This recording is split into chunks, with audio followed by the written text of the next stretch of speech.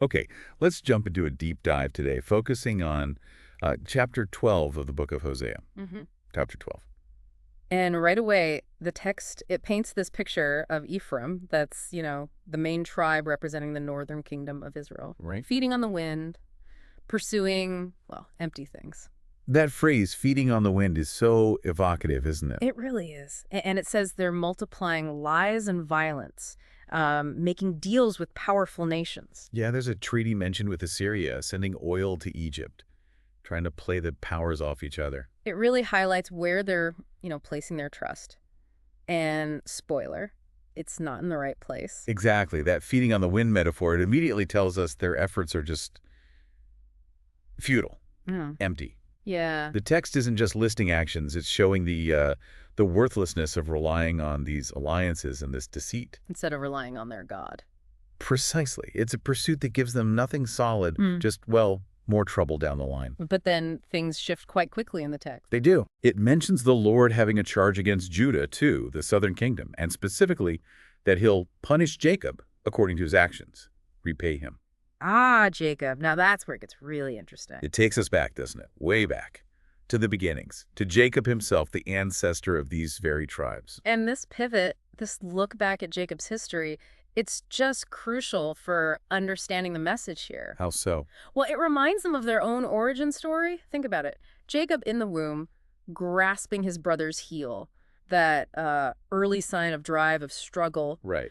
But it goes further. It talks about his journey as a man, wrestling, not just with people, but struggling with the angel. Yeah, the source says he overcame the angel, and he was weeping, begging for favor. That vulnerability combined with strength. And then there's Bethel. Bethel, yes.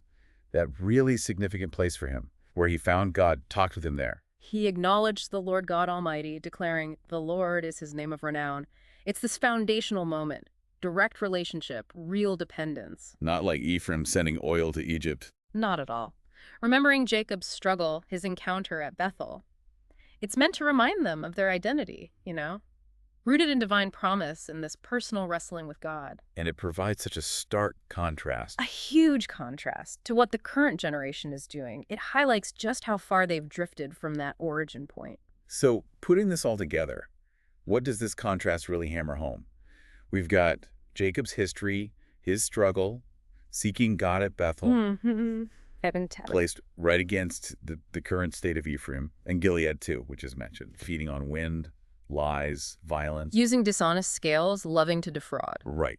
And offering sacrifices in places like Gilgal, which the text pretty much says are pointless rituals at this stage. It shows this fundamental disconnect, a breakdown, because Ephraim is boasting, right? I am very rich. I have found wealth for myself. Yeah, claiming innocence. With all my wealth, they won't find any iniquity or sin in me. Something like that. But the text just slams that down.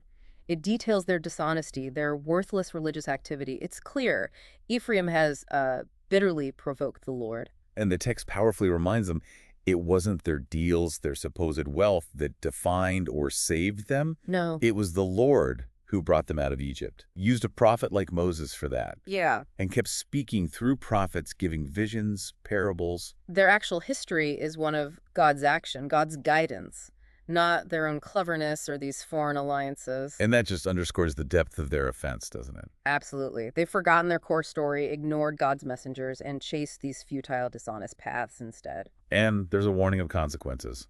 The Lord will hold them accountable, repay their contempt. It's serious stuff.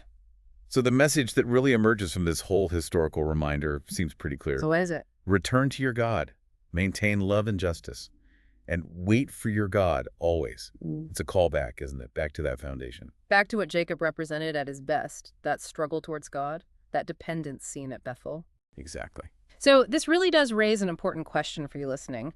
How do those defining moments from your own history, maybe your own identity, how do they contrast with the challenges or temptations you face today? And what does it actually look like day to day to actively maintain love and justice while waiting on something bigger than just your own efforts? That's something to think about. What does that waiting, that active maintenance of love and justice look like for you right now?